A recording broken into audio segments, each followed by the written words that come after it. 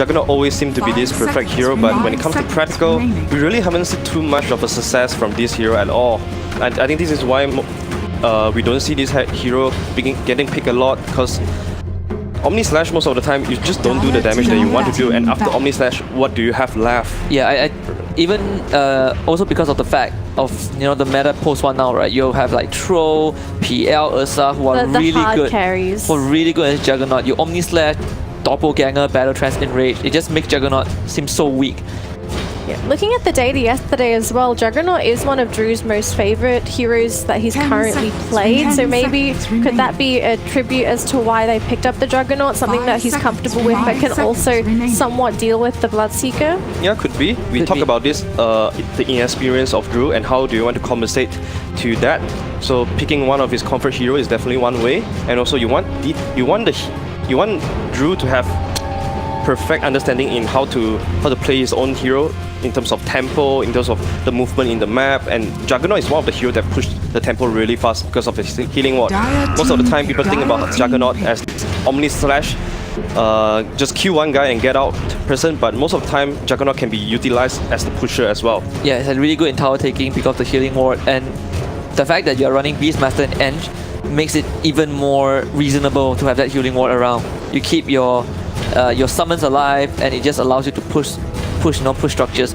But now they are looking for someone who can probably play the mid lane and control the tempo, right? Someone to front line. Storm good here against Weno, pretty good. Yeah. Against Bloodseeker, pretty good as well. I don't care about Rupture. The Kuka also comes to mind as well. It's one of their comfort picks. Storm Spirit. The Storm comes through. On point. On point. Perfect. But they really don't have control for a Storm Spirit. The best is probably the Rupture, but Storm... It's not like the Rupture is ineffective, but alright, we are seeing the this. Yo-Patch Earth Spirit. Yo-Patch Earth Spirit, yes. It's like the direct answer to Storm. You just grip, magnetize, Storm can't do anything. And even though Storm has the Ball Lightning, you still have to be careful of the Rupture and the Blood Rite, right? You don't want to accidentally zip into the Blood Rite, and if you don't have mana, you are just another target. But this Earth Spirit makes it 10 times harder. So for the lane matchup for Storm, is it really bad from the get-go from level 1? Earth Spirit is just a horrible matchup, or does it only get worse as they get levels? I think you only have to worry about when you're going in a team fight. You don't want to get silenced. So for laning stage, it should be okay. Should be okay. I think both of these heroes only 1 levels. They don't want to be too aggressive in burning their regens, because both of these heroes, they want to get to an early border, right? Yeah. So they want to wait for level 6 power rune timing and then start being aggressive. Could we maybe see some rotations from Neon? Maybe try and pressure the Storm Spirit before he hits that level 6. I think we all know that Storm pre-6, he's a bit vulnerable to those ganks. Yeah, you have the Vengeful Spirit, you have the Ember. Assuming this Ember is a support, but judging by the draft, it's most likely a support. And once Earth Spirit hits that level 10, he gets a massive power spike with his talent, plus 50 damage. That's just raw damage that allows Earth Spirit to just constantly stay in the fight. And Magnetize is always a nightmare for teams like teams who like to team fight to deal with, because it just affects everyone, right? And Storm Spirit is particularly vulnerable because Earth Spirit can roll on you and silence you. Yeah, speaking about this, I think pre-6 is really important for these two teams. And looking at their supports, Skyrock is not really a support that you want to be moving around. You want to stay with the Beastmaster to pressure the Bloodseeker. And on the top side, you have the Eng as your post fight as well. This hero doesn't really want to move too much. You want to be securing lane, going to jungle, farm a little bit. So I would say early pre-6, Neon would be being really aggressive. Yeah, even the supports are really bad against Earth Spirit. Yep. Well, looks like the game is ready, so we're going to jump into this match between Reality Rift and Neon. Let's see who takes it, if Reality Rift can finally...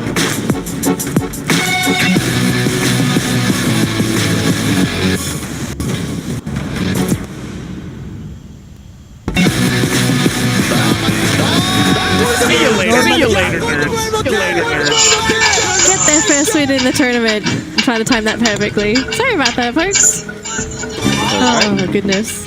So we're just gonna have a quick pause, I believe. Hang on, we'll see what's going on here. So we might be seeing some... Oh, wow. We are starting to look at the teamwork already. Perfect. Oh man, Yopaj. This will be really interesting to see how he decides to deal with that Storm Spirit in that mid matchup. And I want to know who's going to be the aggressors in the lane. Maybe we end up seeing Reality Rift applying pressure on the Earth Spirit in the mid lane to try and push forward the Storm. I think that's really hard to do that because your heroes are designed to be winning your dual lanes.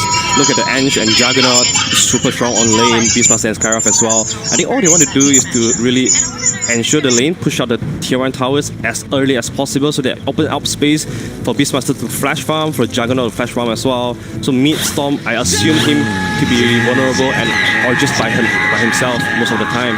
Isn't that a bit of an issue for Reality Rift? Because the team seems to be very dependent on how Alacrity is when he moves into that mid-game. Typically when he's behind, the team generally struggles because he isn't able to have as much impact in the team fights as he normally would. So maybe the team, do you think they could maybe adjust, or are they a little bit static in terms of how they play? Yeah, I think they're gonna adjust, but instead of going mid to help Alacrity, they could also be super aggressive on the side lane. So they make sure that the dual support of Neon has to stay on the lane to protect that chorus. I think that's one way of protecting your Storm without going to his lane. What a dangerous trio of heroes as well. Enchantress, Skyroth, so much aggression. They're all very squishy though, that's something else to make note of. Enchantress, very low strength games, and Skyroth made really easy heroes to pick off. Speaking about this, yesterday I think one of the biggest weakness of our Game 2 draft is that they didn't have a single initiation hero. They have this Hustler, Skyroth plus Grand Protector on Nuts. Same like this. Skyroth plus Enchant are those heroes that you want to stay behind. You don't want to be initiating with this hero, so all the initiation falls under Alacrity's shoulder. And here's the Storm, right? You don't want to be going in, electric walking someone and then just die. So he has to be really, really careful when he does that. What are the chances of Drew actually being an initiator? Some teams, they'll sort of send that Juggernaut forward to start the fights. But it doesn't seem like a Drew style to enter the fights. Drew feels more like one of those players that comes in and cleans up. Yes. He's not the first one to go in. Exactly. So they have to play this really clearly. I assume at one point KOXY might have to get himself the Blink Dagger for the initiation. Looking at the top lane players making a lot of aggression on Nuts, even with the All of Venom to push him out. Yep. Oh man, that Ember Spirit's just cutting through the Enchantress. Ench is so squishy, she actually can't trade with most heroes. Yeah. Mid lane, Yopaj, they should do pretty well. All they want to do is get levels, don't want to be too aggressive until they get their levels. This is all about personal skills now. Are you going to get more CS? Are you going to get more denies? And about how to control rune. The 4 minutes is definitely the time that we want to look at. And top Drew. That's a lot of harassment to be taking in that top lane. And Veno's so good at harassing too. He just does so much damage over time. And if you're not careful, if Enchantress gets caught by the Gale from the Veno, that Enchantress is dead. She's got no way to protect herself. Drew should be okay, but unfortunately for him, he's still going to be impacted by the Veno Gale slow even if he spins. Oh, mid lane. Very close. Yopaj almost died there. Has to burn the south, but it should be okay. Alacrity is slightly ahead in terms of CS. Lane is going to finish him, but Nuts will die too. But Cypher, he's gonna fall to big win for Drew here. Ooh, that was big hard commitment there from Neon. Was that really necessary for an Enchantress kill? To lose your Veno as well? Not at all. I think they wanted to get the first blood. If they trade a kill for first blood, it's still worth it, but unfortunately it didn't happen. And it's really good that Enchantress died there because he could bring some regenerations, consumables to the Juggernaut. So that's definitely a big win for RR. Bottom lane, KOXY doing pretty good, 10 last hit already. Pairing with the Beastmaster, I think this lane should go favorable for RR. At least they really want to do that. Yeah, but they won't be able to fully harass out Skem, right? The Bloodseeker he's got his own set of regen going into lane, you know, he's able to just heal up by himself. It won't be easy to push out the Bloodseeker. Are they happy with this though, if the Bloodseeker is still farming? Or would they prefer to actually try and at least slow down Skem's farm? Because I don't really think that's happening. Yeah, I'm not sure actually, because most of the time if you leave the Bloodseeker farming, you know that this guy is going to be really aggressive to come at you with all these cheap items and basic items. Hold on though, Yopaj once again, Alacrity is being really aggressive here. He's trying to force Neon's support to come to mid so that it releases a little pressure from the side lanes. Yeah. And looks looks like the Storm lane is quite successful as well, because if you look at the CS between the Earth Spirit and the Storm, it's a pretty big gap so far. It's only 5, but this early on, 5 is a pretty big deal. That could mean whether or not you get your next item on time or not. So we might see Alacrity spiral out of control. Maybe we see some rotation from the supports now, seeing as he's falling behind in that CS department. Yeah, they're definitely feeling some pressure here, because Storm can always just push out the lane, go back to the jungle, and his farming efficiency is much higher than Earth Spirit. Earth Spirit can't jungle, can he? Not really, unless you have to keep spamming your spells, which you don't really want to do that because you have some mana issues with you. Right, so it looks like we did have a couple issues there with the players, but the game shall resume. But we'll see how that mid lane goes. We've got to see some kind of support coming in from Neon. Let's say they sack the Earth Spirit lane. They know that, sure, Storm is farming, but for Earth Spirit, he should be able to at least accomplish what he does if he gets those levels. Looks like we're going to be losing the Vend in that bottom lane. Janiel dropping to KYXY on that Beastmaster. Lethal lane. They're sacrificing mid for potentially the side lanes, but bottom lane's not looking that hot either. Yeah, Wench is not that hero that you want to have to secure. This hero is more about enabling your cores in the mid game. So most of the time we see Wench, they know that they are not going to accomplish more in the laning phase, so they'll just fall back to the jungle, stacking for their cores. But looking at Neon, they don't really have the cores to efficiently clear the stack as well. So it's an interesting game, an interesting draft as well. We'll see how creative they need to be. They're going to try and go into Alacrity here with the Earth Spirit, but they just didn't really have the setup. Yeah, Playhard came in, but it looks like Storm Spirit. Actually, is there a thing such as the eldest brother out of these spirits? I don't think so, right? I'm not sure about that. Who was the first one to come into Dota? They didn't all come in together, did they, in Dota 1? I think Void Spirit is the latest one. So Storm Spirit would be the eldest brother. Yeah, I think so. Oh, bottom lane, Jano once again getting gone on. He really just couldn't afford to step forward. Not even brought in the Ember Spirit, but Searing Chains didn't really do anything there at all. Look at Drew, already showing some respect to his elder brother KLXY. Bounty run timing soon. Alacrity just going to jungle, get to his 6, yeah. He's spiraling out of control as well. Looks like they're going to try and see if they can get the rune. Has to be really careful here. Yep, just want to see if he can grab that rune, but it looks like he's going to maybe forfeit this. He's going to be propped there.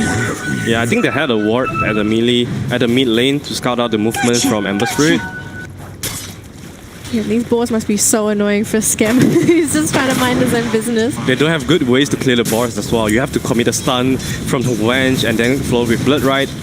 And while you're doing that, you might get a lot of harassment from the Skyrock. Drew, though, he's looking to be really aggressive. They want to find Cypher here. They don't want this annoying Venomancer to just stay on the lane. Oh, looks like we've lost the Beastmaster in that bottom lane. Skem actually getting that kill down there. It wasn't even a Rupture as well. Just TP out. Well, there's no stun. There's no creeps from Nuts as well, so TP out will just do you a favor. Jano also making a way to the Power Rune. One good thing that Neon Esports have been doing is that they are really aggressively controlling the Power Rune because they don't want the Storm Spirit to getting get out. Alacrity's so close to that 6. Don't think he's going to get it, unfortunately. He will just hit level 6 before he dies. That is so unfortunate for him, but he got that level 6 at least. It's a small victory there for Neon, but things are just going to get harder now as Storm will have the mobility. Yeah, really good play by the dual support from Neon. They're always aggressively controlling Power Rune. And while doing that, they actually got a kill at bottom as well, just a minute ago. So things are looking pretty good for Neon. They have their tempo now. It's just that because our heroes are naturally, they want to stay lane and farm, so they have a little bit of advantage here. Yep, we got the Rupture as well, KYXY. It's a brand new Rupture as well. It's just picked up by Skem. So another kill onto KYXY and that Beastmaster. That's 2 quick kills on the offlane. He's likely going to have to walk all the way back into lane. That's a lot of time for Skem to just get some free farm in that safe lane. Looks like now Reality Rift actually getting hit quite hard by Neon. They've got some of their skills, the rotations are coming in and working in their favor as well. Going to be a little bit worried here because you know the snowball on Neon is going to be huge, right? You've got this very mid-game oriented lineup that wants to constantly go for kills. If you look at the cooldowns, they've got very short cooldowns on most of their heroes, so they're ready to constantly fight. Yeah. Mid lane, Hustler is here taking some XP from the mid lane because you know that Storm is always going to be AFK in the jungle. So this leaves either the Juggernaut or the Beastmaster alone, and knowing that Juggernaut can always just keep speed 3 out, so Nuts has committed himself to bottom lane, making sure that Beastmaster doesn't die anymore. Because every time he dies, he's just giving up the advantage that he has gained in the laning phase. And oh, that's nice. That's nice tonight. Looks like Skem going down this time to KYXY in that bottom lane. The spin out there from Drew just so he doesn't go down. Drew's also gone for the spin build on the Juggernaut. Back in the day, Juggernaut typically went for the crit build, but now they've transitioned back to spin. Do you think we could actually see Drew fighting early with the team? Because spin early on does a reasonable amount of damage. Yeah, definitely. They want to utilize on their early magical damage, and right now Drew is making a really good rotation. He took down the top tower immediately to beat bottom and join his team to take down his bottom tower. So in 1 minute of time they took 2 towers. There's the rupture onto Drew, straight into a spin.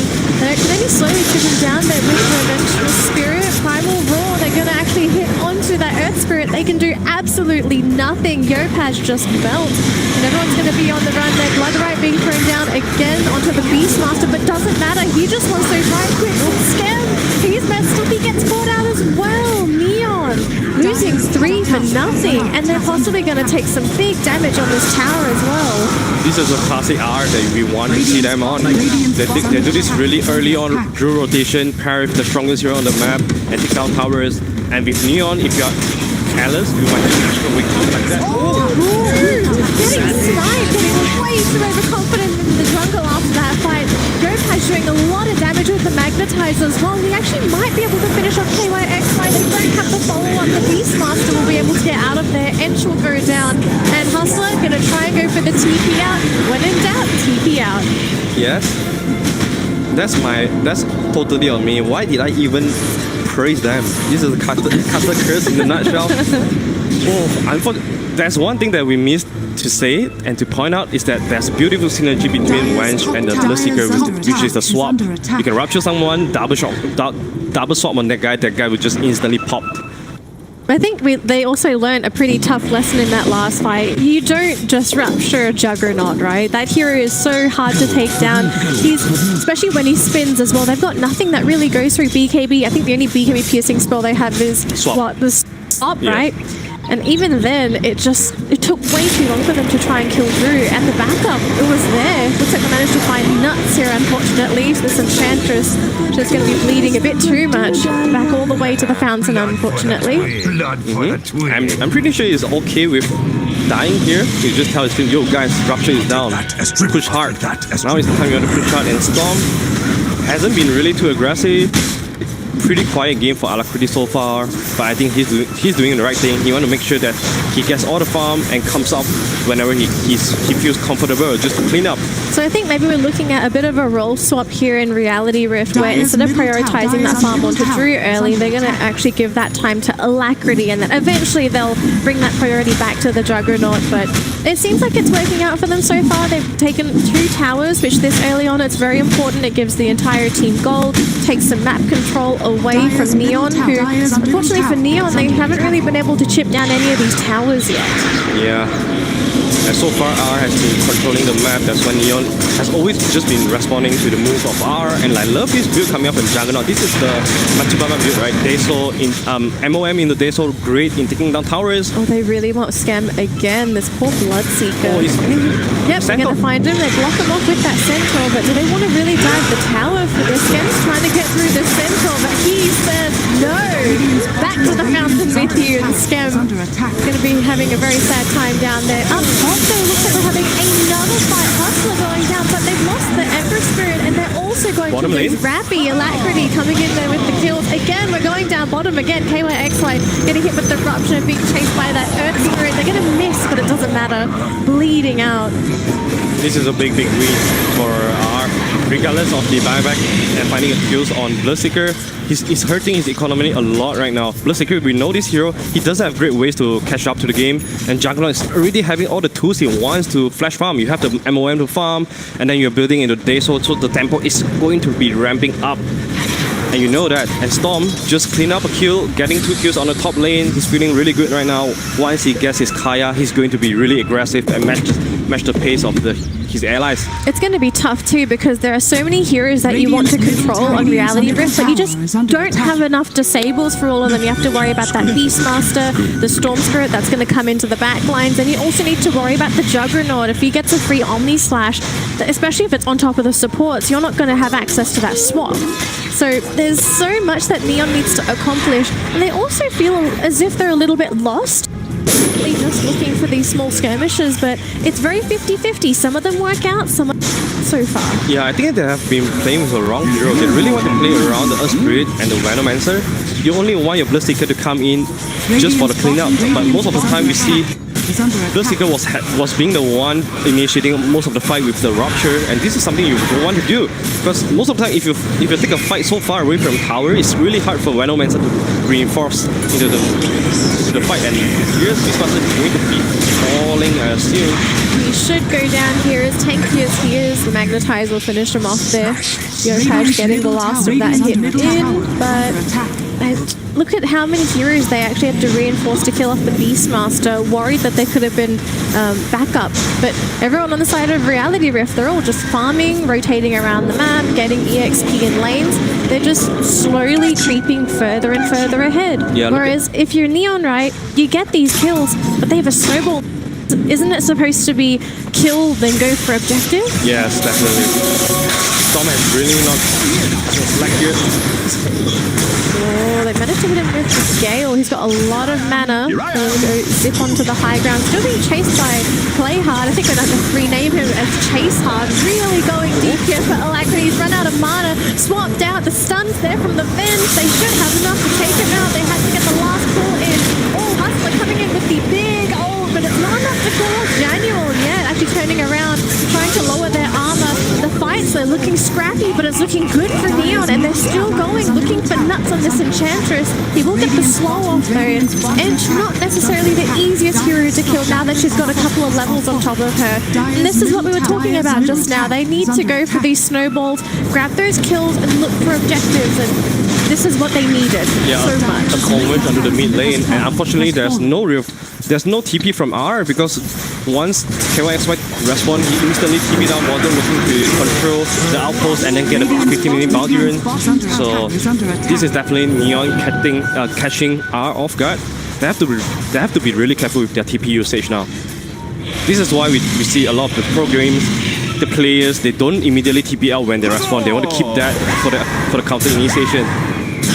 I have to say, props to Janual. He's been so on top of trying to get rid of all this competition from the Beastmaster. There's so many sentries in the jungle, it's not funny. But it looks like we've got the boards chasing after Janual along with the troll. And they're actually going to have to come in here with that Ember Spirit just to make sure that they don't have any silly casualties. But maybe it was a bait all along, because we've got the Storm and the Beastmaster coming through. They kill off Scam right off the bat, followed up by Janual. Oh, they got a little baited there. Yeah, this is a classic C fight. You caught me once, and then I'll respond instantly. I'll come to you right away for the revenge. And your part here has a Wheel of Discord already making its way to a U Scepter, so to get rid of any silence from our side. And R is looking to push down this bottom tower. They've been so ruthless with the tower pushes. Yeah, with this taking away, this is going to be open up a lot of possibilities for that. Oh no, they managed to catch out that poor Venomous. So he gets the ult off, but Ember trying to come in and finish him off. Magnetize should be enough to kill off Alacrity. He's trying to back up and heal. It looks like the Storm Spirit should be fine, but unfortunately for Neon, they've lost 3, and they only have 2 heroes to defend this tower, but maybe everyone a little bit too wounded on Reality Rift, maybe scared of a possible buyback, so they're going to retreat instead, playing a little bit safer. They were very lucky to not lose that Storm Spirit. He was so close to dying. Yeah, Neon needs to be really careful when they want to protect their own jungle, because most of the time you know that you are going in without a vision. So You want to slow down a little bit now, let the Bloodseeker recover for a bit. He hasn't been farming too much. He has always been reacting to the move of RR, and he doesn't have any farming item as well. He went for the drum so that they can match the pace of RR.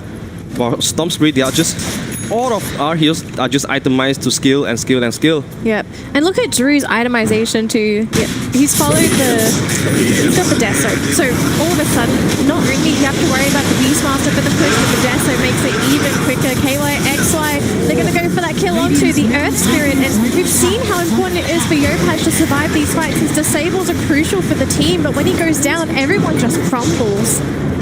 That's another team fight going in the way of Reality Rift. They're so dead set on getting these bottom towers.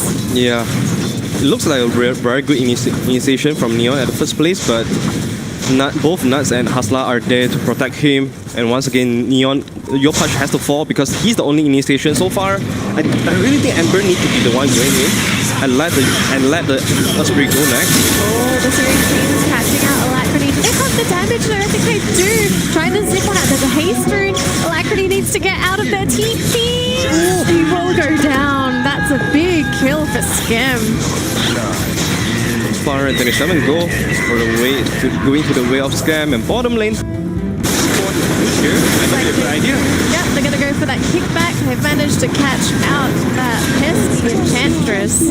Easy kill there onto Nuts, and it's a full retreat for Reality Rift. It almost feels like he's baiting the movement coming up from Neon because your Storm has just fallen at the mid lane. And then you're still doing this. It must feel like it was intentional for them to do that. Maybe they just want to buy more time for Juggernaut and Beastmaster. Hustler maybe trying to set up onto Rappy. Looks like he tried. Oh, so cheeky. It's a good try. If you're a solo support and you can grab a kill on the off lane, that's a pretty big deal. Yeah, you're also forcing this wench to be really paranoid. He has to always stick with his core, making sure that he's performing swaps, blood saves. Look at all the summons following KYXY as well. This is not just a couple summons. This is an army. Yeah, an army by himself. And it's just gonna get worse. Drew? Can they go for Drew? Hustler's near, but they should know that the Skywrath is nearby. It's really scary whenever I see them pushing because whenever Drew or anyone is doing this and you look at the minimap, there's not a lot of heroes behind him. Storm is farming at the mid lane, Ange is at the top lane. And he has to know there's always a Rupture plus Swap combo. Yep. The KYXY is nearby as well. So it might not be too bad. Maybe they're feeling confident. The smoke up from Neon. But there's no one here. Yeah. Now that Scam has already gotten his basic items up, the drum plus Yasha. Did they see the summons? They should be seeing the Necro units, all the boards as well. Looks like Enchantress broke the smoke. So the gig is up. Oh, they're coming in with Alacrity. Got the pullback. They have to have the damage to kill off Yopaj before he could do anything. Yopaj trying to make a retreat himself. Nuts quite low, but they've managed to snipe off the Venomancer. So no Venomancer for you. But there's a lot of melee damage with that Magnetize. Everyone's slowly going down. Neon, they need to make this fight happen for them. Scam so low, having to back on out. He doesn't want to lose his life here. It's looking pretty good so far.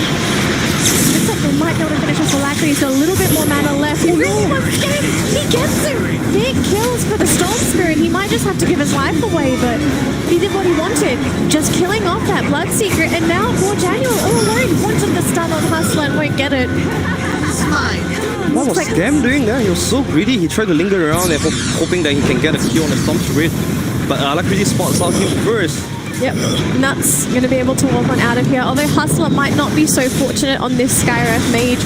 He's going to try and slowly play hard back, but it looks like that's... Oh, we missed the tree! No! That's sad. They were so close. He must be sad. That must hurt. Radiant's top tower is under attack. That being said though, they have amazing reach to be honest. If they are going to this team fight and they have to chase to finish off RR, they definitely can do so. That you have to... Oh, they've got so much mobility. Yes. It's ridiculous. Oh, man. It always seems like for every fight, they just need that little bit more. But they just don't quite have it. Yeah. nonetheless, I think that was acceptable for Neon. They were trying to force a fight coming out from R for a long time. They've also managed to preserve that bottom tower that Reality Rift have been trying so hard to push for the past almost 10 minutes now. Look at Geno. Every time he responds, he's just coming back to this jungle and try to zone out all the Hawk. Yep. Alacrity though going to try and go for this kill onto Daniel. His alone Beastmasters nearby as well. KYXY just in case there are going to be any issues going onto the low ground. Looks like Bloodseeker found Alacrity, but he won't be able to get the Rupture off. Got the zip in here. They really want KYXY. They say, we can't have Alacrity fight. We're going to get someone else. It's going to be this Beastmaster. Hustler. Hustler's decided to stick around. Does he have a TP? Oh, that's go down. Oh, he tries to go for the kill onto the Venomancer as well. Looks like 2 will drop on the side of Reality Rift. R is getting a little bit sloppy here. I think they are starting to get impatient that they didn't get the bottom tier 2 tower as early as they should be. I think they really have to just commit this 5 men onto the bottom lane if you really want to get down the tower. Most of the time, KY is always going into the jungle without any reinforcement for his team. Is there a chance that maybe, because if we're looking at the entire map when that engagement happened, Reality Rift, they had 2, they did have 3, although Alacrity did retreat, but they always have heroes in that bottom lane, and because Neon is so paranoid, they're constantly camping bottom, meaning that no one's farming top, no one's farming mid. Are they maybe doing this to choke out Neon, to make them constantly paranoid? Yeah, maybe. That's a good thought, but then I think this, if you are doing this, you also might give out a lot of free kills to Neon, so I'm not sure if how worth it would be. They might lose the Beastmaster again. Once again. Yeah. The Drew's nearby though, but if you really want to show himself, they've got people coming in. There's Hustler with the smoke, but the finish off will be there for KYXY. Drew! Oh no, they're gonna lose nuts as well. Reality Rift! Oh, this is not what they want, and it's next to their tower as well. They're looking for Hustler, they're still chasing. Again, this was the chase potential that you were talking about. They found this Skyrock mate, they're diving speed boost for these kills. Venomancer coming in with the ult as well. Silent, look at the storm, they're going to get Alacrity as well. Reality Rift! What are you guys doing? Oh, the flop! Oh, the big flop! Oh man. They fell into the trap of just slowly trickling in one by one, and they pretty much just got rid of that lead that they started with. Yeah, 6k goal lead cut all the way back to 2, and at this point, the goal lead doesn't really feel like a big matter right now. I think this really shows our disconnection that we have seen from yesterday to today. Most of the time, KY wants to be the one being aggressive, but his team wasn't really on the same page with him. That's why he has been feeding so many free kills to Neon for the past 5 minutes, trying to take down the bottom tower. Oh man, look at the aggressive position for Neon now. After winning that fight on Reality Rift's turf, now they're starting to plant themselves onto Reality Rift's side of the map. And all of a sudden, all that map control that they accumulated, it's all in Neon's favor. Now you've got to be a bit careful now because you're getting items on some of these big cores on Neon. Skem, who was merely just a Rupture bot before, now he's going to really start hunting you down in those team fights. Yeah, and because of all of these comeback kills, right? Bloodseeker is already at level 9, but KYXY. That's Primal War on cooldown as well for the next 80s. And look at them all, they're actually going to start hunting down that Beastmaster if he doesn't get out of vision. Yeah, TP's out as well, he's afraid. Man, that dominance from Reality Rift early game. It seems like this tends to be the issue with Reality Rift. They manage to accumulate such a nice lead and then they just slowly give it away. Yeah. Whether it be intentional or an accident, we don't know. We don't know how the team is trying to execute their strat, but it's just, they always seem to be able to give away that big lead. Yeah, I think this all comes down to the team not playing on the same page.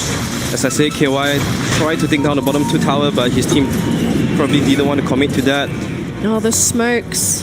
Both teams are smoked up as well. Play hard. It's going to be broken there by KY. They have no idea where they are. There's no vision. And right away, they're going to lose that Beastmaster. Yeah, he had no more at all. And they're going to be losing that Enchantress too. Nuts going to melt in this team fight next to Alacrity. He has to zip one out of there. also sacrifices himself. And all of that for what? To delay the Roche? But they just finished the Deso on Schem. Yeah, I think Neon did a really good job though. They fake a Roshan, kill the Hawk, and now they could really do Roshan. They immediately smoke after that, and they just make advantage of this R confusion for, sometimes teams have to talk to themselves. Okay, guys, do you want to contest this rock? Do you not just want to give that away? And while you're communicating, Neon is hitting on your door already. Radiant's top tower. Oh, this is going to be quite painful. Maybe suffering some same emotions as yesterday. It's the tough one to recover, especially now that they have give away their 6k goal lead.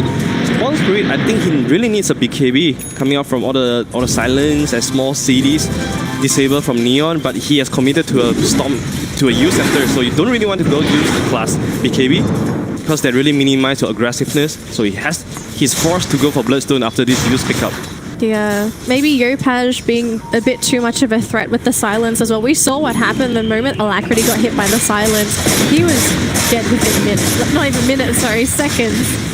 Oh my goodness. Mindbreaker being picked up here by that Juggernaut. Well, he's dropped.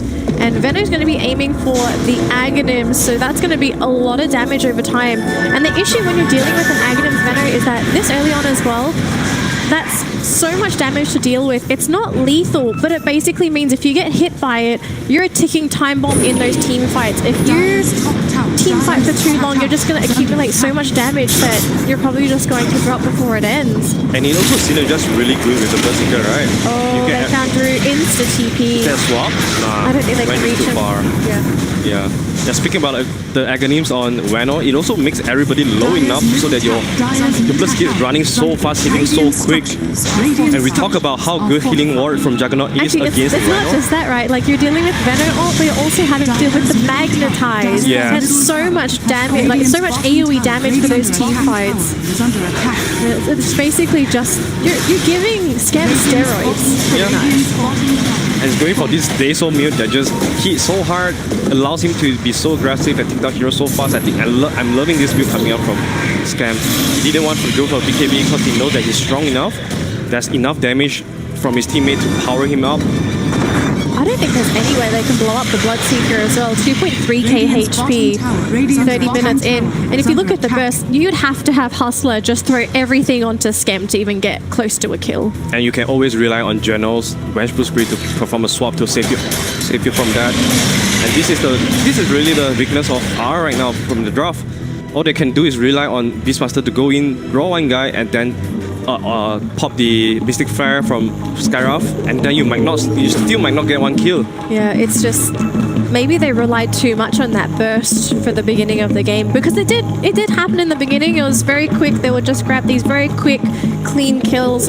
But now those kills, it's not going to be so clean anymore because there's more time for everyone to react. Yeah. And there's always going to be those defensive spells, in particular that swap. So important for making sure that allies don't just get bursted down. Is there anything else that Reality Rift can do? Because up until this point, they have been very aggressive. They've been hunting around for kills. They tried to assert their dominance on the map. Whatever they accomplished before, they don't have it now. Can they maybe resort to split push or some kind of smoke gank pickoffs? Like there has to be something left that they can do. Yeah, we talk about how good the burst damage coming from R is. Its word is bad in terms of team fight, but if you want to use that for pickoff, it's perfect. You just try to isolate where you need to identify where the wench is, and then try to avoid the wench and go for another course that is not protected by him. Because we've also run into this issue as well that Neon, they know if they're together that heroes shouldn't die right off the bat, right? They'll have each other to at least back themselves up. And let's say Reality Rift, they can't execute the pickoffs. They've positioned themselves here to actually slow down the pushes and even potentially try and go for split push. How successfully can they execute the split push? I know Storm is one of the best heroes for split push. It's very elusive, very difficult to kill. But outside of that Storm Spirit, I mean, Beastmaster could do that, yeah. Enchantress could do that as well, but they need to use all their summons to do that. And they have to be really careful because the catching potential, like we just said, from Neon is super great. You have the Ember Spirit. I think Yopaj, right? The biggest threat yes. for catching heroes. Yopaj is really turning into a monster here as well. He's got his own BKB, so there's no way you can burst down the Earth Spirit anymore. Yeah, so he's making sure that he'll always be able to stay in the fight and making sure that Magnetize do as much damage as possible.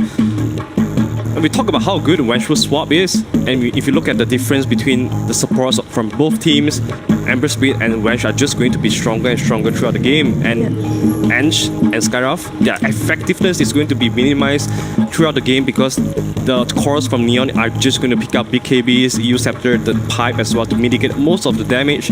What's the role of the Enchantress now? Because Enchantress, she's famed for that early game pressure that she can apply. She's great for pushing, but now we're coming into the mid game. She's fallen behind, unfortunately. Nuts being killed one too many times. I think he would have preferred not to die at all, but what can you really be doing with this Enchantress now? I think when you are not ahead and when you are not dominating, you really... the other thing that you could do is to use your summon and try to scout out the enemy's position, try to open some vision for a team to give more information.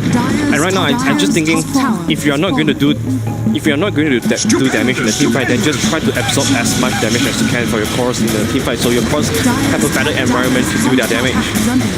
We've got high ground here from Skem, just going to be freely hitting that tower. And with the Deso as well, he's just cutting through this tower like butter. Where is everyone for Reality Rift? They're slowly trickling in, but they lost the tower. They'll quickly zip in with Alacrity, maybe trying to force out a swap of some kind. They didn't really flinch. Neon, they're not afraid at all, and they just get a free Rex. Yeah, they've no good wave clears. Their drop was designed to be playing ahead. And playing behind is really hard for them because right now Juggernaut wants to go in for the Omni Slash, but if you couldn't kill anybody with that, you know that you are just going to be useless. You are not going to be able to do a lot of DPS right click. And his build is really designed for... Oh, got the Rupture on Drew. Skem. Swap is coming. They're going to try and heal him up with Nuts though. There's the spin. So Drew slowly trickling HP. He's actually trying to hide in the tree line. They managed to find him though. Straight into the Manta. They blow up that Skem. Oh, the Bloodseeker. He's got the Aegis there. He's got another life to learn with Alacrity trying to come in from the back line. He wants to kill off that Earth Spirit. He will get play hard. And now is it going to be Neon on the retreat? Hustler actually being chased out by Yopaj. Going to be hit with the Yulz. Rolling back into the fight. They really want to catch out Alacrity Storm Spirit. They managed to silence Yopaj on that Earth Spirit. He gets pulled in as well. No chance to cast any spell. They will lose Yopaj. Also, that Venomancer Skem going to try and finish off the Beastmaster. He will cut him off. Nuts very low. Likely going to be finished off by Janual on that Vengeful Spirit, who now tries to hide under the guise of the invisibility, but that won't be enough to protect him either. Very costly there for Neon, but I think at the end of the day, you lose that fight. Does it really matter? You've taken the Raxes. What can you really do if you're a Reality Rift? Well, I mean, at least they're buying a little bit of breathing time for themselves. They cut the goal lead to 4K. Oh, that was nonetheless a successful defense from them. I'm quite surprised that they managed to blew up Bloodseeker at the first place. I think the borer from KOXY was doing a really good job in slowing down Venge, so he couldn't get close enough to Bloodseeker to swap him. And right now Bloodseeker has completed Butterfly, so we won't be seeing a Divine or a Monkey King Bar very soon from any hero from the side of R, so this Butterfly is going to do a lot of value to Bloodseeker. And we've also got another item picked up here for the Sparrows Mage, who's got the Blink Dagger. So positioning wise, it might be easier for Hustler to actually get some of these ATOS snipes. Yes. His main purpose right now is to get to the Venge, so that he bursts down the Venge, making sure that there's no swap save from his team, so his team can go for the other targets. You know that the Bloodseeker has not committed to BKB, so there's always a slight chance for you to burst him down if you get rid of the Vengeful Spirit. Yeah, I think we saw that earlier as well, just losing Skem in a matter of seconds, but they did have the Aegis, so maybe not a sense of urgency in Skem, knowing that, okay, Skem's not dead, he's still going to come back, we'll try and come and help him afterwards. It didn't quite work out, unfortunately, but they did what they had to do. It looks like they've actually managed to find Alacrity. Oh, that's right, excuse me, that's Nuts. Good old Nuts, going back to the fountain. Yeah. Some thinking time. That's fine, he's blocking a smoke. Oh, but that's not fine now. Okay. Drew, they can't afford to lose Drew. He's got no TP as well. It's on cooldown, so he really needs to get out of this. Swap all the way back. Oh, he's back! Oh, he didn't manage to get it off. He actually got stunned. Literally at the You could hear him say, "Oh, neat." Oh, never mind. Huh. Oh, Drew. I mean, right now you just are trying to split push all the lanes as much as they can to buy breathing time. I don't know what kind of proactive move they can make now to bring them back into this game, because it looks like Neon is not giving them. They are not making mistakes for R to capitalize on. They're looking for Hustler. Oh, so close. Almost got him there. Alright, that's a big win. That's a lot of time wasted too. A lot of heroes actually wanted to commit to that kill on Hustler. That's a little bit of breathing room for KYXY in that top lane, and more farming time for Alacrity too. Yeah, right now they're just throwing body just to buy time and get the lane split out. This is probably the disadvantage you're going to run into if you're Neon as well. You are so strong when you team fight, but when it comes to split push, it's either you bring everybody or nobody, it looks like. Yeah, and also when you're dealing with this big push lane, right, you don't really want to be alone there, because you always have the chance of getting sniped by the Raw plus Skyraf ultimate or by the Storm.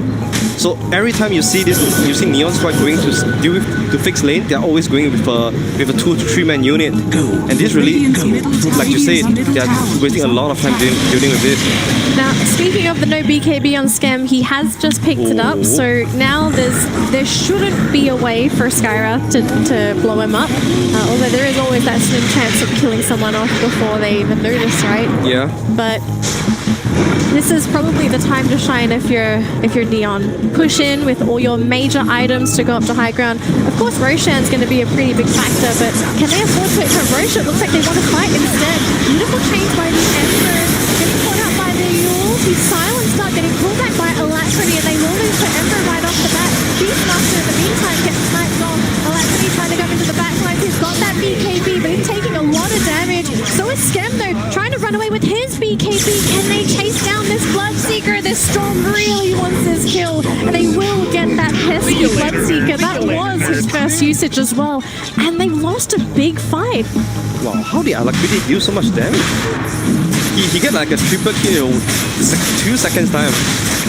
I think that was a very successful Omni Slash as well. He went full duration, dealing as much damage as he can, and just in time for Roshan. This is a bold move from Neon. They were charging onto the high ground without vision. Maybe they thought that they'll be able to win with Scam's BKB, because obviously they're looking for the very timing to push high ground, right? So maybe they were hoping if we win the team fight here, then we can go straight to the Roche pit. But it seemed that maybe they just weren't prepared for Reality Rift in their own jungle. Oh man. And most importantly, Alacrity is level 25 now. So he's got the talent. He'll be able to stick push lanes so much better than before. And then even if Neon decides to go high ground, it's so hard to push into that Storm Spirit because he gets free damage on the creep waves. It's so difficult to prevent him from doing this. Nice BKB pickup as well from Storm Spirit. That was the reason why they were able to win the fight. Finally, they're going to take down the main tower after 7 minutes. I think this has been the biggest factor why were they not advancing their game pace. It's because the tower is always standing there. They were so busy and they were very content on trying to push the bottom T2 for the longest time. So they're going to try and cut through all these towers now. Just take all this gold for themselves. They managed to finish a hurricane fight onto Nuts. So the Enchantress at least has a force, at least has the wall. They're going to try go for that storm. They get the primal roar onto that Earth Spirit. They have the stun. Swap is there. BKB gets popped. So Yopaz no longer an insta-target to take down. Ember Spirit actually getting yours into the air. The silence onto Nuts. Doesn't really matter. It looks like Scam really wants to kill the Enchantress. It's actually wasted some of Scam's time. It doesn't really matter because they got the kill that they're looking for. Everyone on Reality Rift is dead. Aegis getting popped onto the storm. Can they silence him in time? Zips out, gets a free kill. Still trying to run away. He is leaving a trail of his... Can they chase him? Hasted. Oh, it's so lucky there. Finally, we are starting to see a pattern now. This game is just seesawing. Yeah, like anyone that wants to charge up to the high ground without vision are just going to lose the team fight. I think teams need to start noticing this now. You don't want to be charging high ground without vision. And instantly, oh my god, this is Neon knocking on R's door again. Yep. Now remember though, this is going to be like Alacrity doing Storm Spirit things. Just going to send his remnants out to try and get some free damage on those creeps. They get the glyph off as well. They really want to delay this. But remember, you got a Deso on that Bloodseeker. He's still trying to slow down that creep wave. The Sub-Curious is really good as well for the extra damage. Minus 5 armor reduction on towers. I think one big thing is also they try to initiate on the Earth Spirit, which has an Assault plus BKB and also Wench for the swap. And then they wasted most of their time for that. Yeah, he's so tanky. Yeah, they invested a Raw even. So after that, if you spend so much spells on the Earth Spirit and you couldn't take him down, and the fight just turned tight. So both teams kind of on the edge here, both seesawing. The only difference is that Reality Rift don't have a Rax advantage. They haven't taken any Raxes. It's 2 sets of Raxes currently for Neon, so the creep advantage, especially at 40 minutes in, it's a pretty big deal because you can't simply make those aggressive plays. You have to have someone constantly coming back to clear the creep wave. But luckily for Reality Rift, they have someone like Alacrity on the Storm Spirit, right? Yeah. So that's very mobile, can zip around all over the map to clear the creeps, but it's quite pricey for him because remember the mana cost. He can't come into the fight with half mana. We've seen what happens if he doesn't have mana. He just gets destroyed. I think they have to go on the same target together, which is the easier target. They want to eliminate the easy target first and then go for the tough target, especially the Venge and the Vano or the Ember Spirit even. Cypher is building a lot of utility item, use Force Staff, Dagger, just to make himself, just to make sure that he gets a beautiful ultimate off. Beastmaster should have his BKB completed already. We'll just see in the courier. Over here now. I think it's getting delivered now, yeah. Yeah, Skyrock is moving. He's getting a Hex soon, so that's going to be really big in bursting out someone. Over here now. Once again, you want to be bursting down the right hero to win the fight. Yeah. So we're starting to get a lot of these BKBs. Unfortunately, though, some of the BKBs now are going to be very short in duration. And it's really going to hurt as well. Are you surprised that maybe Drew hasn't picked up his own BKB? I know ideally you don't want to get a BKB on the Juggernaut, but do you feel maybe there is a sense in getting that BKB for that Jug? Maybe not now. I think he has a lot other more items that he needs to get. After the Abyssal Blade, he might want to get a Monkey King Bar to deal with the Butterfly from the Bloodseeker. But BKB, like you say, it feels like a necessity right now because if you're not going to kill people or if you're not going to kill anyone with your Omni Slash, you need some other ways to deal damage as well. And BKB sounds like a necessity for him. Yeah. Maybe not so soon, but definitely maybe later. We'll have to keep an eye out for that, and looks like we're going to have a big group up here for Neon, wanting to push that bottom lane, but look at where everyone is for Reality Rift. They're actually going to try and roam through the enemy jungle. No one's home, unfortunately, and they should know that Skem's here, and with all the vision that they have currently, I'm very sure they have an idea as to where Neon is. They really want to come back now. They don't want to just give another free Rex to Neon once again. It might be mega kick if they don't come home now. TP, guys. Are they TP? No. At least the Storm has to come back first. No, because anyone home. Reality Rift, where are you at? You're losing your towers. They've got the Storm nearby. Everyone's coming in slowly, but I'm not sure if it's soon enough because they've lost the tower. They're going to be fighting on the high ground. Nova gets thrown out by Rappy. Alacrity, though, he is down to half HP. His BKB duration slowly starting to run on out. They almost managed to get play hard there, but the Ember getting swapped out by Janual. They were chasing Hostler. Not quite able to finish, but here comes that Storm. Full mana, full HP. He went back to Fountain. They should be able to get Scam Hustler. They got the roar in. They kill off that Bloodseeker, and now the chase is on. But they don't have anything to cancel the TP. Oh, interesting. Oh, managed to find the Earth Spirit. That's the big one. If they can get in front of him, they can prevent that rollout. If he can get it, looks like he won't. He will get two. They have no buybacks from either hero as well. Yeah, interestingly, Bloodseeker ran all the way to the left, and his team was all the way at the right, so nobody was there to help him out. Look at play hard though. He's trying to just cut some wave here, I think. Both Enchantress and Beastmaster has already charged down bottom, mid lane. They're looking to force a buyback coming out from Neon, but is the Ember visible? Is the Ember visible? They have a ward in that jungle. should be visible. I think they would have seen the play hard coming in through that jungle. Tower goes down. No Bloodseeker, no Earth Spirit. This is a pretty big deal. Is this just the death push? This is at least one rack for R. They've got a Nova available still on Rafi, so that could be what they need to sort of buy time here. They have the glyph. If they can get those play boards out as well, the damage from that could be really important. Then Nova, nice they're going to swap out though. Yeah, they managed to get the kill into play hard. They're getting another one. It's onto Daniel. They do have the buyback and revenge, but they've already got Rafi left, and he's already used his Nova. Do they have the guts to throw this? Are they going to Throne or are they just going to Rax? They should know that there's no buyback from the Earth Spirit and the Bloodseeker already. Okay, they have the already buyback, so they're going for the next Rax, so they maybe want to try and equalize here and play it safe. Skem's back in 5 seconds though. They've got to hurry up. The Deso working into play here for Drew. 2 sets of Raxes. Do they stick around or do they leave? the permanent just leave. We're going to have to hurry up because we've seen the chasing power of that Bloodseeker. Yeah. Okay, right now, more or less, I think RR is pretty comfortable with what their situation is now. They have better initiation with the Storm and with the Beastmaster as well. Storm can also always just jump, zip up, and try to just harass off. Oh wait, he popped the BKB. Missed? I'm assuming that was his 10-second BKB too. Yeah, sometimes you gotta test and see if that's real. Just gotta check, does this thing work? Yeah, the good thing is Neon doesn't know about that. So as long as you don't take a fight for the next 50 seconds, you should be alright. Small mistakes, but as long as they play it safe here, it should be alright. This game isn't over yet though. It all comes down to one team fight, and most importantly, buyback status, right? We're getting late into the game, death timers are getting really long as well, and they're gonna try and check for Roche, but Roche isn't up quite yet. Got the Hawk on the high ground too, so both teams keeping their eyes on that Roche hit. Double damage! This is the revenge smoke that we are talking about.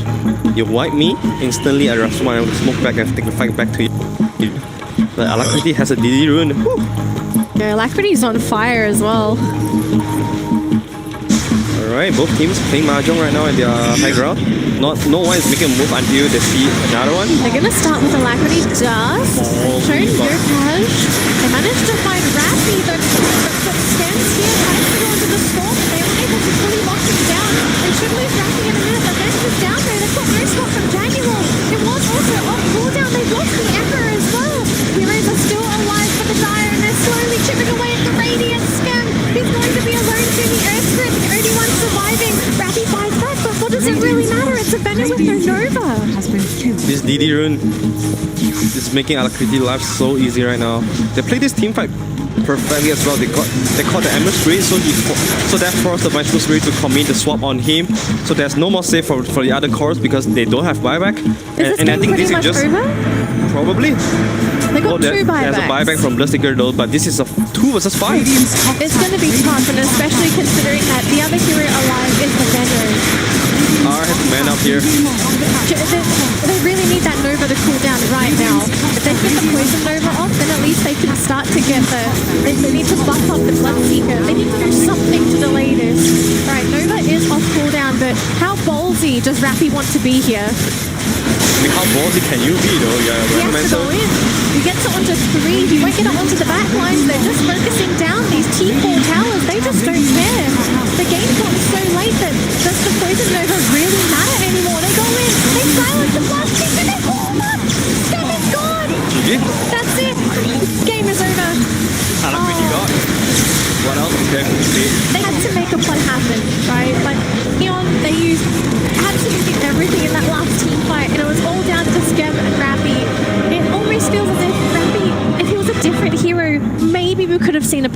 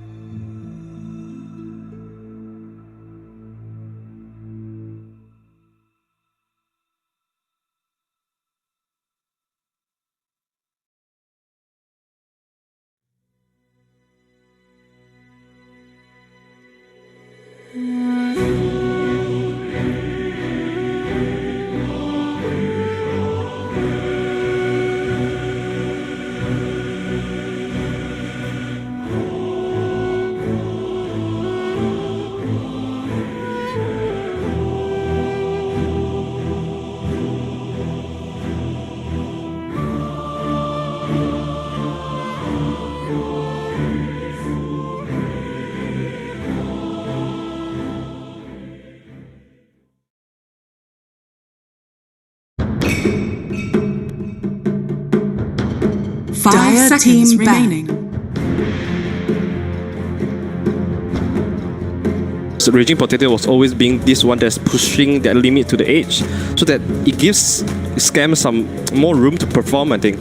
Because Raging Potato was always getting all this firepower from the opponent, and then it freed up Scam a little bit. But this time you see Rappy on a Venomancer, he was most of the time just waiting to go in with the big ultimate, and Scam most of the time is getting focused down by the enemy. Yeah, I think you can kind of compare Raging Potato to someone like Zai from Team Secret. They kind of play the same role, flashy, crazy, but they can hold their own ground even if they kind of get collapsed on. And I think with the absence of Raging Potato, Neon Esports, like Arthur mentioned, kind of fell back to a more stable playstyle instead of going full on flashy and crazy. Yeah. It looks like the draft is ready, folks. So let's jump right in and see what we're going to be picking for game 2. Now, of course, Neon, they're going to be looking to try and take this next game after taking a loss in game 1. But for Reality Rift, best case scenario here, they get a 2-0 and then they finally get 3 points, which will make them feel rather comfortable sitting on the leaderboard. I think we were talking about this coming into the stream as well. This was off stream, just in case anyone was wondering. And it seems that if you can secure a couple of 2-0s, you've more or less secured yourself for the season, and you don't need to worry so much about the bottom 2, which is the scariest thing, right? Bottom 2 teams of the leaderboard unfortunately get knocked out. Yeah, the bottom line is you just don't want to be 9th or 10th place, right?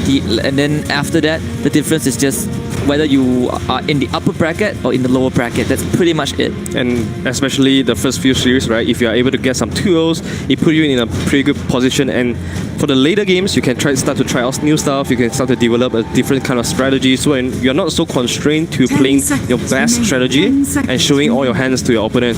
Yeah. I mean, it's very early in the season as well, right? The league is just starting. We've still got so many more weeks of Dota. You kind of don't want to show everything yet, do you? Yeah, especially when, you know, all these teams are evolving, right? They are looking at your drafts and they are finding ways to deal with it. You need a bit of time and room to come out with a new formula.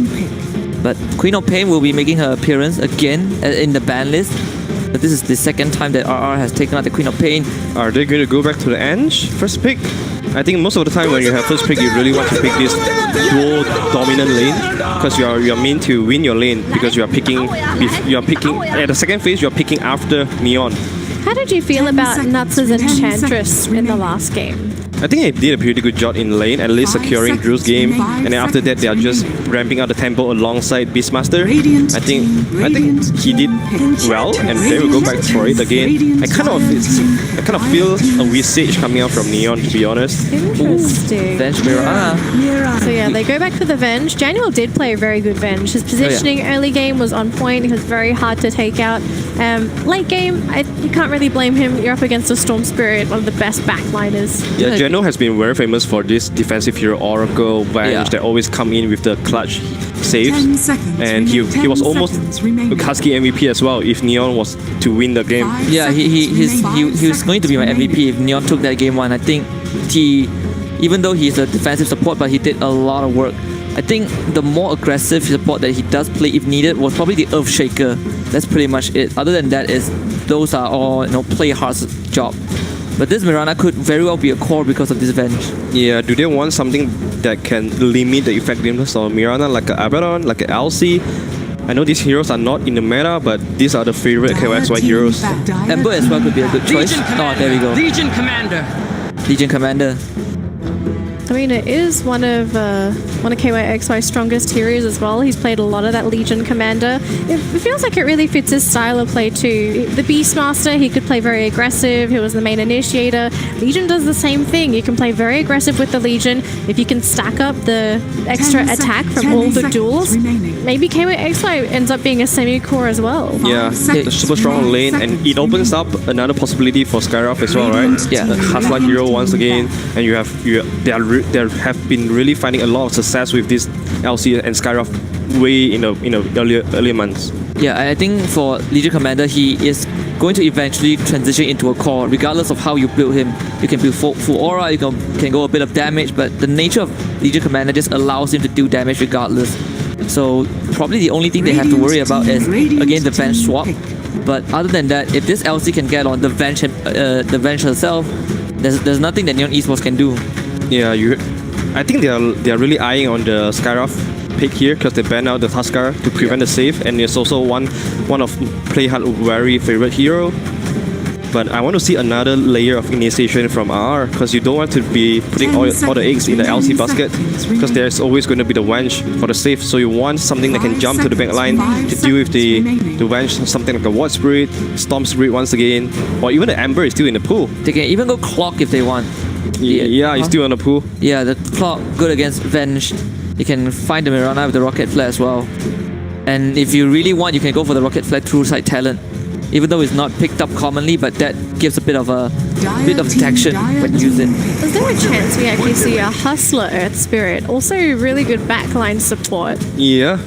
Really get into the backlines, cause a lot of issues. Silencers are so good against Venge, Mirana, and the Pangolier. And the Pango, they all hate the Earth Spirit. But this also opens up a possible Grimstroke pick. Yeah. Grimstroke 4, I don't know if Hustler played too much of that. No, he doesn't, unfortunately. Yeah. I really like the Spirit suggestion from Daniel here. Skyroth Mage looks like just a lot of single damage, single burst, but Spirit gives you that kind of AoE. So he still wants the Skyroth combination with the Legion, it looks like. Still gonna play fast. Okay, play fast, play furious. When you are back onto the walls, you have to desperately get the 3 points. Just go back to your best pick, best heroes. This is where I think the Juggernaut of even Faceless Void now looks pretty good for RR. Faceless looks great. Yeah, you got a lot of setup. You have the Enchantress that can benefit from the Chronos. Skyroth Mage, of course, one of the best heroes to utilize a Chronosphere. These are all backliners, right? You can just go to the backline. You get a blink on LC. Faceless Void has the Time Walk. You can always just jump the back line. Yeah, and they are lacking a lot of AoE now from our draft. Another hero I was thinking to myself was Ricky. Ricky's pretty good against the Pango on lane. Also, it deals with the back line really well as well, especially the Venge. Awesome against Venge. Even against Mirana, you can leap away when there's a smoke screen on you. I think we are going to see a core Mirana here because Pangolier, most of the time they pick this hero, it will be played by Playhard on the post 4. So leave Mirana on the 1 or the 2. And we have seen Scam play this hero. Yeah, and I think RR can go for the Storm or even the Void Spirit at this point. There's so many choices. Oh, there we go, the Pugna. I know you guys are talking about Pugna today. Yeah, I was slightly surprised that we've seen a couple of PA games. We've seen Ursa, but Pugna was never kind of the option for teams going up against those heroes. Kanka is so good right here, honestly. Yeah, Kanka is so good. Neon picking up this Pugna. So what's the Pugna's role here for Neon Esports? Is this to sort of brick wall some of the aggression from Reality Rift? We know Pugna's very good at pushing as well. What do you want to do with this Pugna pick? I think first of all, this is a direct counter to Skyroth and the Enchantress. Yeah. So you are not able to just spam your spells in a team fight. But this and it gives them the tower push that they are looking for as well. Yeah, and also if he can get his hands, if he can get a massive lead, he just destroys the Ench Skyrath. They are so squishy. You can go for like a Veil of Discord into like a Dagon. You can just blow the supports up. And his Decrepify also helps if this LC wants to do someone. This really discourages your almost all the post ones because they have to rely on right click. So the Ember is probably one of the better post ones that you don't have to constantly right click. You rely on the Slide of Face, the Mjolnir, the Fire Remnant, so that the Decrepify doesn't feel too bad. And you have the Flame Guard as well to deal with his Dagger Blast. Yeah. Alright, so we're going into our last phase here. So Anti-Mage being banned out by Neon Esports. Afraid of a possible Drew Anti-Mage. I don't think we've really seen him play that as of late. Yeah. Is it a Drew hero? Anti-Mage? Not really. Yeah, but they really want to protect this Pugna pick. Means that this Pugna more than likely is going to be one of the cores. Yeah, because if this Anti-Mage goes through, they have no way to do with the AM. It's a free AM game. Yeah, they don't have much stuns as well. 5 seconds. So we're just waiting for Reality Rift for their final ban. Any heroes that sort of fit nicely into these two drafts? I think for Neon Esports now you are really looking at... I think Ricky is really good here for R. Ricky is good for R. For Neon, they need someone to kind of frontline. Assuming that this is a play hard Pango, you will need like maybe a... I don't know, Underlord doesn't do well. Maybe a Centaur again. So you guys are suspecting it's going to be a Rappy hero picked for the last... Yeah, very well could be. Because unfortunately... One of Rappy's best heroes is Pugna. So it might not be a Rappy hero. Ooh, Spec from R. Okay, so Drew going to be playing the Spectre again. But I think the difference between last game and this game with the Spectre is that now back to Alacrity, right? It's not just the Spectre show, it can also be the Emperor show. Dazzle. All right, last pick Dazzle. Who's playing this? I'm super worried. Yeah, with this Dazzle pick. So squishy. This is like Neon Esports just trying to keep their cause alive. You know the saying of instead of playing to lose, you have to play to win. It seems playing not to lose. Yeah. I think Neon Esports, they are just trying to play as safe as possible with this Dazzle pick. You can survive the atomic bomb from the Skyrim Mystic Flare, but it doesn't matter if you cannot kill the cores of Reality Rift. It just looks like they got 2 defensive, even 3 I suppose. Pugna, Decrep can also come in handy. It won't protect you from the Scarif Mage of course, but... The RR lineup just allows them to run at Neon Esports, and there's very little way for them to deal with it. Yeah, I mean... Spec, Ember, LC, Skyra with the ATOS. Oh my goodness. Neon Esports drop is really one-dimensional as well. If they don't end this game at 30 minutes mark, they have no ways to deal with the Spectre, no ways to deal with the Ember Spirit as well. Yeah, this is a 30-minute game. Like if Neon Esports doesn't end the game by 30 minutes, they are in a lot of trouble. Alright, so it looks like Neon looking a bit shaky, but who knows, maybe they have a strat with this, maybe they run something crazy as they've been talking about recently, right? Neon actually succeeding with a lot of those crazy plays. Predictions before we jump into the game.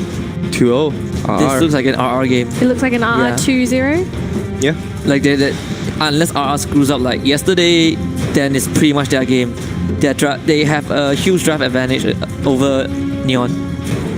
I do think so as well. Drew's back once again. Yep. Is he going to be a hero? We'll see, and we'll check out very soon. But at least I think he has the confidence to carry this, because they're picking the Spectre last. It means that I think he's asking for that hero. Yeah, and Neon, they need to win the lane, right? They have to constantly just not miss a single beat. The more time you give over to RR, the RR will feel, because they're playing with the Spec. Alright, so it looks like the predictions are going to be 2-0 for the panel. Will they be correct? We'll find out. But for now, let's jump into the game and see who will take the second game.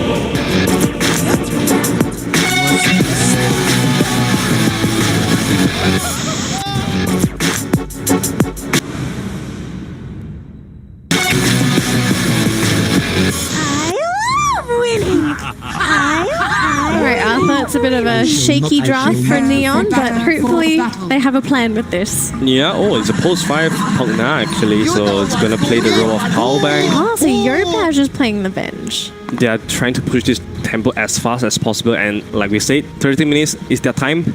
They're playing with a huge time clock here. So, looking at everyone's lanes so far, what are the roles and how are the lane matchups? Like, what lanes are they going to win here? Or what lanes should they win, actually? I don't know if they could even win lanes, to be honest. You are having this Wench against Ember Spirit. I think Ember is just going to get off this lane pretty good. And bottom lane as well is traditionally strong. LC and Skyraf against Mirana and Pugna.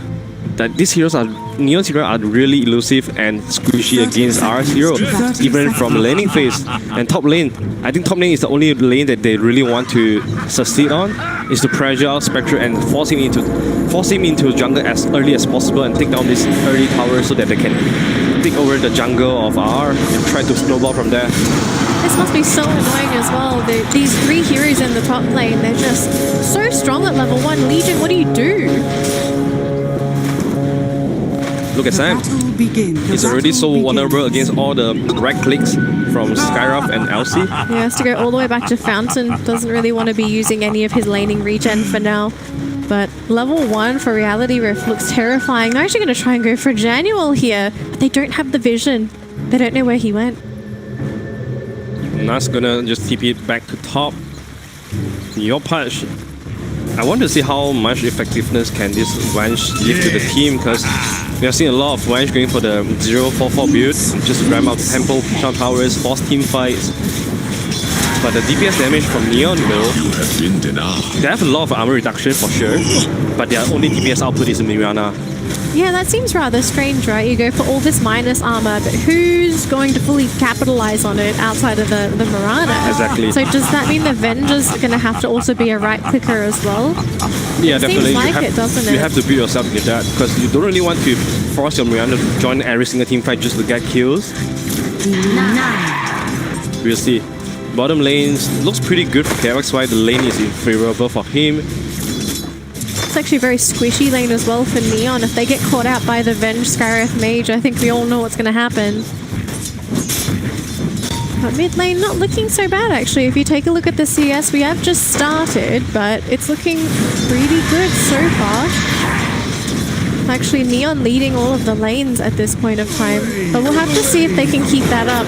Top lane looks like they're going to be able to get the kill onto Drew. Bit shocking. That shouldn't really have happened. Well, that's by falling here as well. Rappi is level 2. Let's get out. No. Oh, green sweep in the top lane. That's a bit shocking. Yeah, that's the only lane that they could really excel in, and they did it. They're just abusing this level 2, early level 2 from Dazzle, and Poison Touch plus Pangolin chase down is just crazy. So hopefully that little lead they're getting in that top lane, they can actually use that to snowball into the mid game because they know for a fact that Drew's not going to be a big factor for a long time. He needs a couple items before he feels comfortable joining these fights. He'll be very vulnerable to some of this burst, especially the minus armor. So it's interesting to know how Neon will play this out when they feel is the right time to push, and maybe we start seeing some different item choices that maybe speed up this process. Hang on. Looks like they're going to do some more pressure here. Drew really taking the brunt of that damage. So much cheap damage coming out from the duels from Neon here. I think Nuts have to get a heal at some point just to heal up the Drew. Otherwise, the Spectre has to force himself to put all these early goals into regeneration, and that would definitely destroy his economy. I think a lot, like looking at the pace right now, a lot falls down to Alacrity. Oh, they might lose Nuts. Looks like Nuts is okay. Maybe he can turn around, but he's way too low as well. This top lane is really struggling for Reality Rift. Yeah, this is so annoying to play against when you're hitting play hard. Cypher is just hitting you and keep stacking the Poison Touch. But if you go on the Dazzle, you just keep hitting you and hopefully there's a lucky shot. Yeah, it was very nice too coming in from the Pango because he cancelled out the clarity from the Enchantress so that they didn't get the full duration. So Nuts not going to be too happy about that. He really needs to get his mana up so he can get those heals in. But not just himself, but also Drew. We just need to survive that lane. Speaking of surviving, I think this Venge, she's a little bit low, but she's thriving. Yeah, she's thriving in terms of CS. I'm surprised actually to get himself good lead. Oh, bottom lane. Once again, it's going to fall at top lane, but bottom lane is where the action is. KXY is really playing aggressive under the tower. They almost got the Mirana, but unfortunately not quite enough. Yeah, they might have to do something about this Drew lane. You can't really let that Spectre completely crumble in the top. Maybe the plan here is to solidify the bottom lane for KYXY, then send Hustler up top, maybe get a gank in, maybe get that protection in afterwards, after you solidify KYXY mid lane. They've got the stun onto Alacrity. This is a hasted Pango. And they finish him off. They've got the lucky shot. They've reduced his armor, but he's under the tower. Oh, he gets it! Oh, savage! What on earth is the damage? Alacrity did get the kill onto the Pango first though, so he gets the EXP before going down. The 3 points. Play Wait for hard. Terror plus the lucky shot. So oh now, my god. now we know why he's named Play Hard. He goes all out for these kills. Yes. This is playing to win, baby. Yeah, play to win. Oh my goodness, that was crazy. Yeah. I have to give credit to Neos. Their dual support early game rotation is always really perfect. Yeah, it looks like Legion trying to man-fight these two. He's dropping very low. He has Hustler behind him. Oh, lots of nuking power. Daniel drops. Legion arrow does land. Can they finish him off? They do! They finish off the Legion. And they nice blocks there from Januel to prevent Skem from going down. The teamwork coming in from Neon, it's on point. Yeah, can you believe that? He just got baited by the Nether Wards. Gotta be careful when you play against that Mirana, especially once she starts to fog you. You don't know where their carries are gonna come from. Yeah, oh, once game mid lane. Oh, it's dropping very low, wants to come in. He almost gets Hero Badge. He's so close. He will get it before going down, but he dies to play hard. Oh man, they got really deep for these kills. Well, both of these trays, Ember Spirit is always the one getting the kill first, so I think he's okay about it. If you look at the net worth, he's top out on the chart, and surprisingly, Spectre is there as well. Yeah, considering the lane went pretty badly at the start, looks like Drew at least is managing to catch up the lane. It looks like it's now become a solo dazzle lane.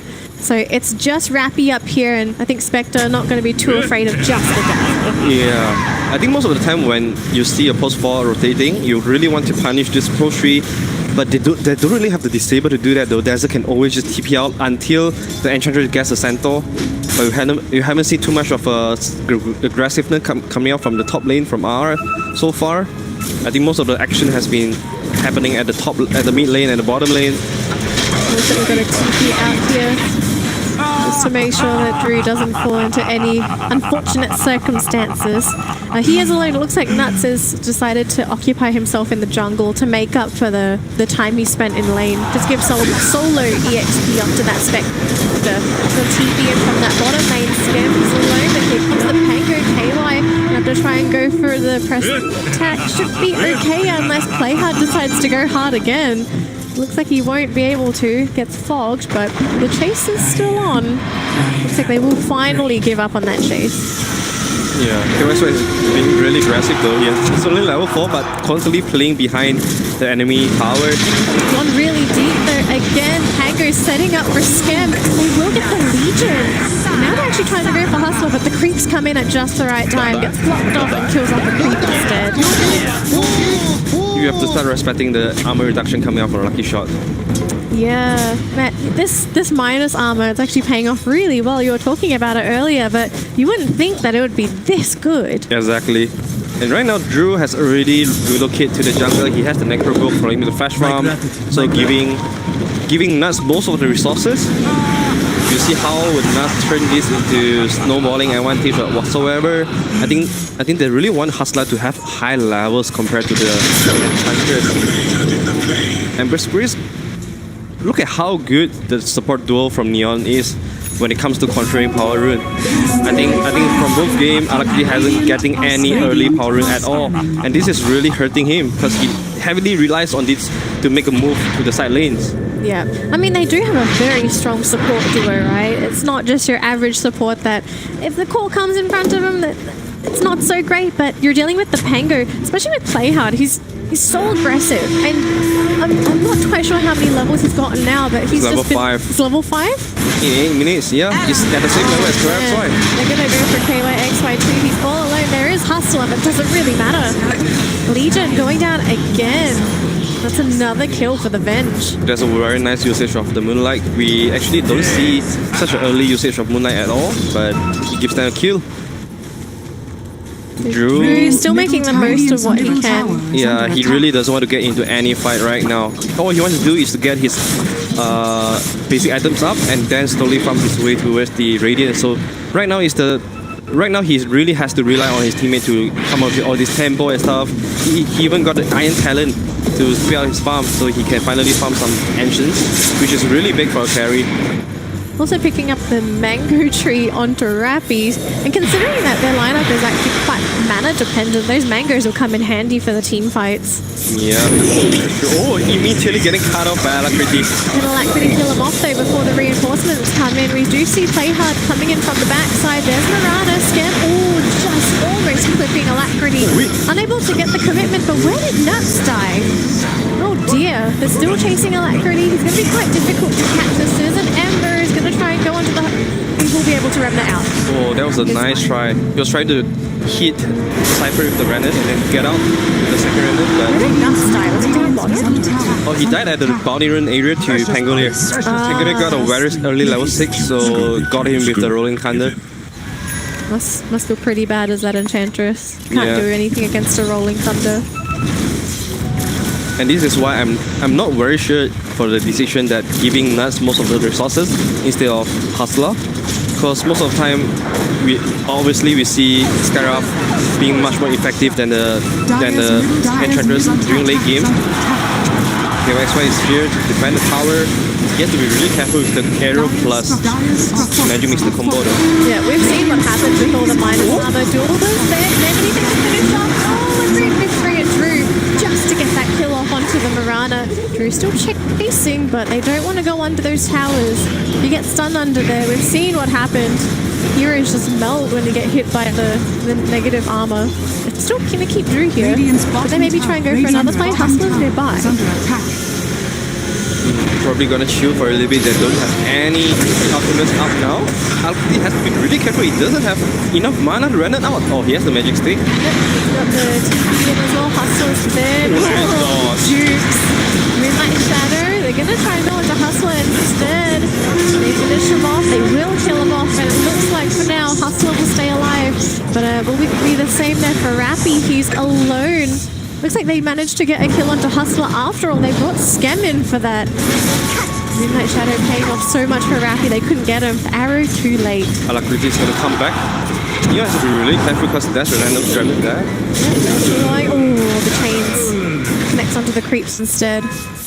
Alacrity is building into this super aggressive skill build as well, maxing Q and W. So all he wants to do is to keep fighting fights alongside Skyram and the LC. He doesn't have anything to recover back to the jungle. Oh, but now Alacrity being chased by two. He's got the Remnant over the tree line, so if he needs to retreat, he can. They don't have the best lockdown for an Ember Spirit as well.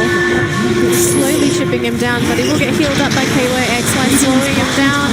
They go in. They really want to dive under a tower for this though. Their burst, although they can kill heroes one by one, they can't really kill off multiple heroes. Oh, they're thinking about it. Play hard, he's got that rolling thunder ready, dropping very low. They're going to go for nuts instead. It looks like it's dangerous. They will finish him off with that rolling thunder. Tango rolling around, wants to get the angle onto Alacrity. The Duke's not quite enough. There's the swap out though. He will remnant back onto that tower. Scam really looking for the kill. There's another remnant available, but no mana. Oh, there we go. Look at the dual lock. Scam is down. But will it be at the cost of KYXY's life? It looks like it will. So they chase down Hustler. They have the chasing power. They've got 4 heroes looking for the Scarab Mage. Decrep to slow him down. There we go, just absorbing that life force. That's a lot of Reality Rift down the drain just to protect that key one. Mind you, Drew was farming for the entirety of that fight, but to lose that many heroes, look at the net worth. It's slowly dipping in favor of Neon. Yeah, I'm very worried about the Ember Spirit. He's committed fully to this fighting build, but then it seems like they haven't been able to take a good team fight so far. And his economic is really getting damaged a lot. Compare him to the Wench or to the Mirana, he's starting to fall off a lot. And he doesn't have a plan B as well, honestly. He doesn't have any spell on the Flame Guard, so falling into the jungle is not a good choice for him. All they want to do is to really defend tower over and over again, but they have to make sure that all these defenses are successful. Yeah, it feels like very full protect one, especially for a team like Reality Rift where they're so used to playing the dual core lineup, right, with Alacrity and Drew, but it seems like it's all going to be on Drew again.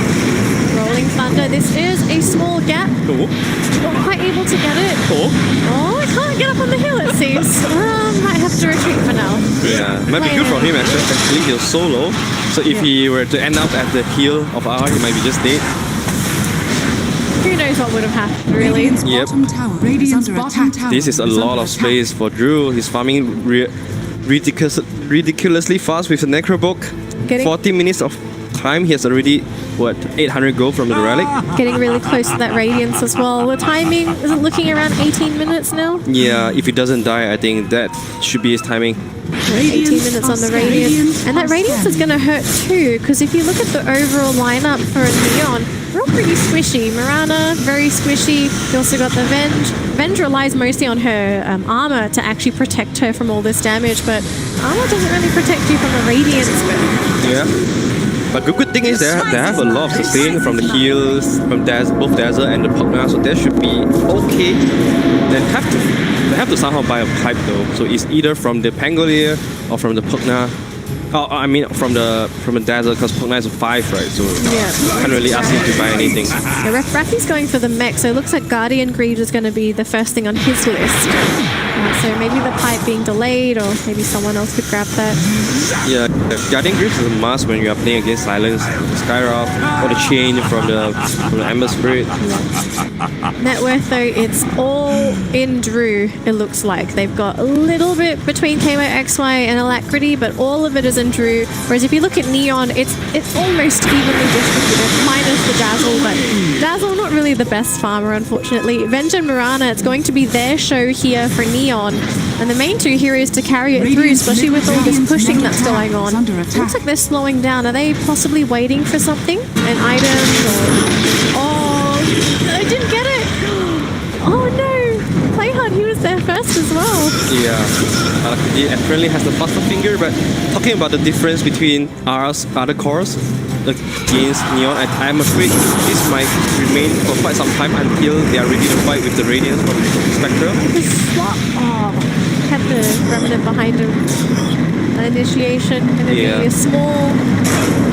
Our hero has to constantly stay together as a unit to protect this tier 1 tower. As we have been seeing KYXY constantly shadowing Alacrity to make sure that he doesn't die. So Hustler and Nas are the one that are getting all these resources, but can you turn these resources into something impactful though?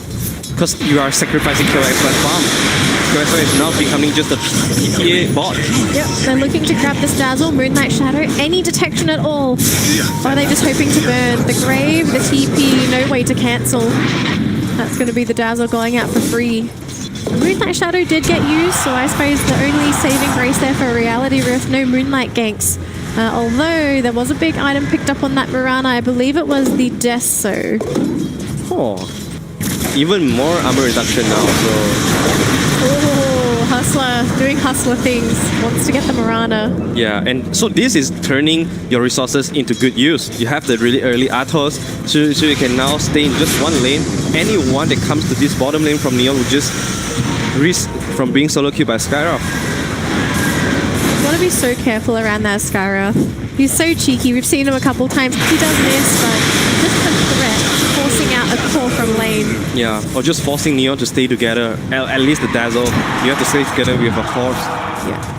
Well, the good news for Neon is that they are not so hard-pressed to stay in that bottom lane like last game, right? Last game they had to group up a little bit to take control back from their jungle, but they're a lot more free now. They've got heroes in all 3 lanes, they're efficiently farming, their net worth is looking good. They're not that far ahead, but it does look like they're poising themselves to go for either a push, or is it Roche maybe that they're waiting for just to get their main items before trying to go for these really strong lane pushes? Oh, they definitely want to rush for themselves, but the thing is, RR is still holding their mid tier 1 towers, so it's really limiting a lot of moves coming out from Neon. Neon is desperately looking for a chance to take down this one tower. Oh, they've got the arrow! It's on!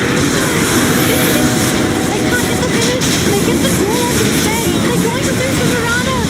He's so low, looks like he will leap out, so the duel was not fully successful, but look at Alacrity hunting down that Mirana, and now the chase is on in the Radiant jungle. They're looking for Rafi, they will finish him off.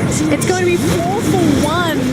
Oh no, what a disaster for Neon, and the only survivor being... Oh, they can't get out! He tried to TP the Searing Chains! It's not enough, Janual. Such a beautiful defense coming from R. They were well prepared for that. They... What do you say? Do you feel that the gank itself, was that necessary? Did they really have to go for that? Oh, that was really necessary. They have to somehow just find one chance and catch R off guard so that they can take down the tier 1 tower and move into Roshan, like you say. So what ended up happening? Why weren't they not able to get that initiation? Yeah, because R was well prepared for that. They completely read their movement as well. And it's just easy, right? When you're playing with this Spectre lineup, all you have to do is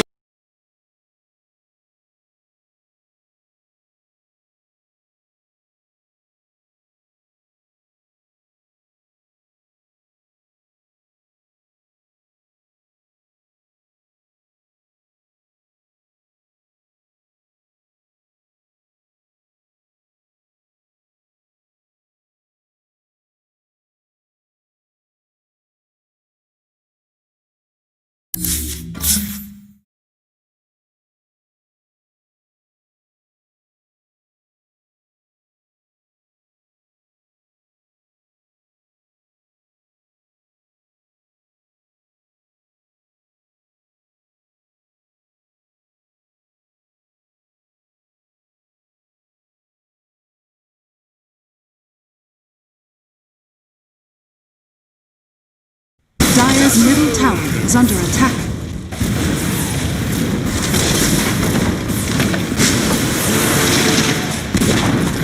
Being patient enough. Neon's just going to be patient. They won't go high. There is a haunt available for Drew, and everyone's back up on for. We could be expecting a potential Spectre to come into these fights. And the Radiance Burn, that's going to do a lot of damage. Actually, that's just to get the duel off the frame. It's going to be onto Daniel. Instead, the Legion going down first. There's the haunt. Drew comes in. Hasta looks like he'll go down to the Urn. Mirana, they've lost Scam. They've also lost Bedazzle and Pugna. Only two surviving on the side of Neon. The Spectre doing some hard, dirty work here.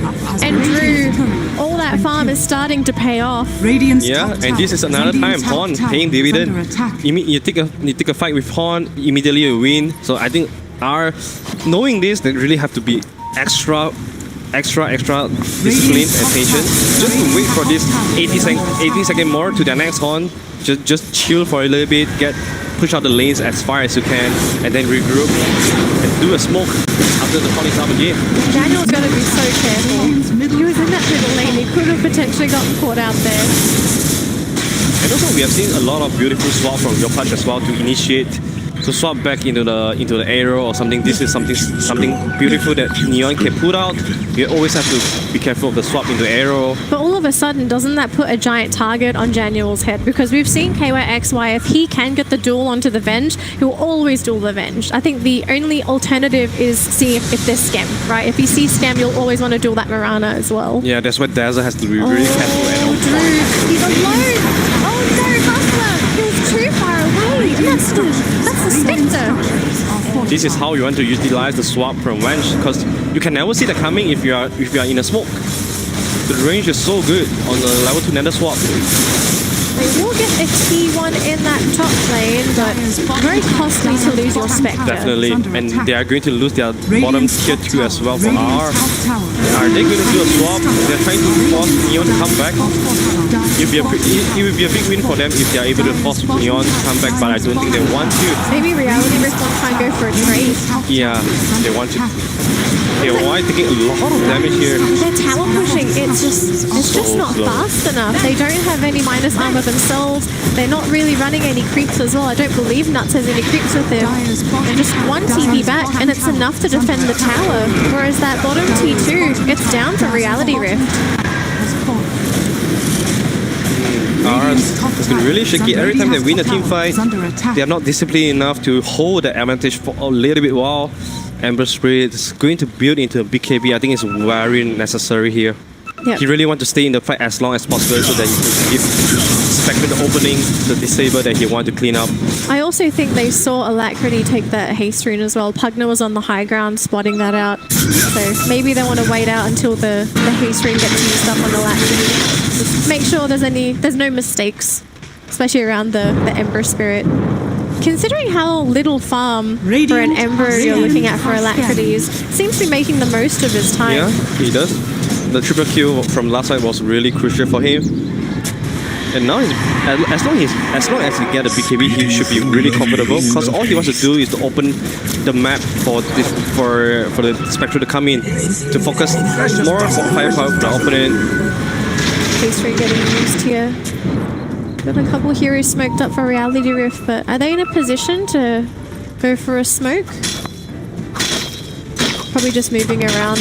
Yeah, Alacrity going back to farm up top, Drew going to be in that bottom lane. Yeah, taking things slowly, that's good. We stayed about it. 30 minutes is the timing for Neon to end this game, and they're already slowly approaching that timing. Looks like Rappy going to be camping in that bottom lane as well. Maybe they want to try and position themselves for another kill on this Spectre. Nuts as well as KYXY, they're in the middle lane, so if anything happens now, they're not going to be around to help out the Spec. Yeah, it looks like they're just going to TP Drew out. Not going to go too crazy. Hustler doing Hustler things, right? Oh, it's actually going to go for Flavor! Oh, the Grave and the Mech, it's enough, but the TPs and the question. Radiant's top tower. Alacrity so much time, but he's going to switch his mind, going for Aghanim instead of BKB. Is there arrow? No arrow, he's just going to leap forward. He will be able to protect the tower, and Maybe go for the deny as well. Just prevent them from grabbing the tower. Alacrity, though, really messing around with that Mirana. Alacrity is doing a good job here. Alacrity really pressuring the Mirana, wants to push him out. Deny. Oh, he doesn't get the deny. Oh, poor Skim.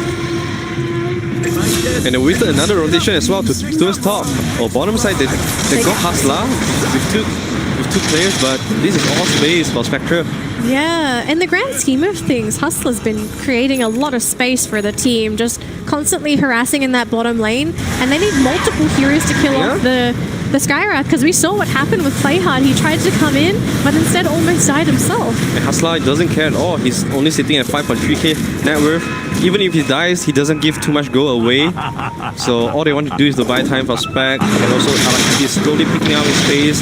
Getting Agonimus is going to help him travel between one hero to another, giving the Spectre more vision and more disable to play the team fight, and also making himself more tanky as well.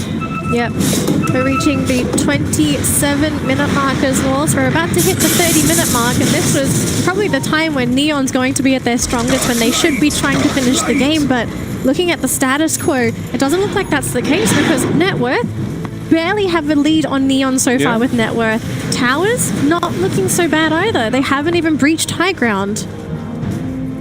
All they want to do is to wait for another good timing, maybe the Roshan or maybe the next bounty run fight. They need something to aim for right now, because they cannot just mindlessly go into taking fights, especially Horn is available right now. They need to try to catch R off guard at this timing. RR does have a tendency to spread out though, so there is the possibility that they do get a pick off. That much we know. KY trying to scout out, and they did see KY. Ooh, back on smoke. Do they want to maybe bang in Yopaj? Yopaj can swap, gonna aggressively swap. They are going to go back onto the guys that interviews KY X5 going to slip with it. Now it's a full retreat. They're turning around with the Pango, Playhard, coming in with the disable. That doesn't really matter. The fight, full on fight under this tower. They're going to immediately lose Dub. Mirana wanting to finish off KY X5. He won't be able to get him. Drew all alone in the back lines. Where's the defense? The Spectre's all alone, being chased by Playhard. Going to TP out in the tree line. They have vision. The arrow to cancel. They've lost the Spectre as well. It's going to be 2 for 1. Reality Rift. They've lost their powerhouse in the Spectre. There is a buyback available, but they need to breach high ground now. So much sustain and armor reduction from the side of Neon. I think Spectre was a little bit impatient in spawning too early when Wench was still has a he had a freshly 10-second BKB, and all the kills are available on Neon side as well. He's trying to go in. He will remnant out. Not doing too bad. Slowly chipping them down with the Maelstrom props. Days of Scam is so good carrying down the tower. The tower does go down, and Daniel going to transfer his HP to Scam. Do they maybe do a fake back here? We have seen them do this a couple times. They are all pretty low though. I think they just want to try to capture as much bounty ruins as they can right now, and both outposts out in their favor as well. So it's gonna get a lot of gold and ESP from this engagement. Mirana with the BKB building into the Monkey King bar, and this is something Spectre has to be worried about. When Scam builds his Monkey King bar alongside with all this armor reduction, he's going to do crazy damage to the Spectre. Yeah. Scam, he went for the full glass cannon Mirana, and so far it seems that he's been doing great. And one of the reasons that he's able to do this is that you've got the Dazzle to protect you, you've got the Shallow Grave, you might potentially get jumped on, but then you've got Venge Swap, Shallow Grave, all this backup. Even the Pugna heal as well. Exactly. So it's really hard to take down that Mirana. It's almost as if for Reality Rift, they have to either eliminate one of these defensive factors or just blow Scam up before a Grave can come out. Oh no. Oh, they found Nuts. Look at how fast Scam just took down. Yeah, they're looking at KYXY. You're going to change his thing. He doesn't know which one he wants to go for. The question marks are there. Arrow. Oh, he pushed him. He still hit. Yep. He still hit. The hitbox a bit too big. No buyback on Nuts, but they do have on KYXY. Gaunt is up, so there is a chance for Reality Rift to retaliate. Yeah, it feels like this is at least a range Rex for Neon. They have amazing power push with the post fight Pugna, They're just gonna with take both Scam. boxes. Yeah. Yep, Levi doesn't want to buy back as well. 20 minutes on the response time. Really don't want to use that. And this just opens up the next Roshan for Neon. They're going to charge right into that. It's already been scouted out as well, so they know about this. R knows about this as well though. They have the horn. That's probably why they wanted to say buyback and pay my XY, but does it really matter when They are not fast enough for this. Yeah, it's just too fast for the Roche to drop. Under attack. Drew back into the jungle. This next item looking to grab a Scardy, it looks like. So wanting to reduce the healing that's coming out from Neon. Truly understandable because there's just so much of it. Yeah. Another thing we didn't mention is that whenever Neon is playing as a ball, and Spectre Desolate is just not going to get activated. So this really mitigate a lot of damage output from Spectre. All the damage output he can get is from his Radiant. But Neon has all this burst heal coming from Dazzle, Guardian Greaves, and also Pugna heal. It's just really not effective now, it seems. So itemization for Drew, he goes for the Scardy, of course it's for the minus heal. It's also just for the stats so that he can survive longer in the fights, just keep burning everyone down and make it a bit easier for his team. Yeah, survivability plus taking away heal.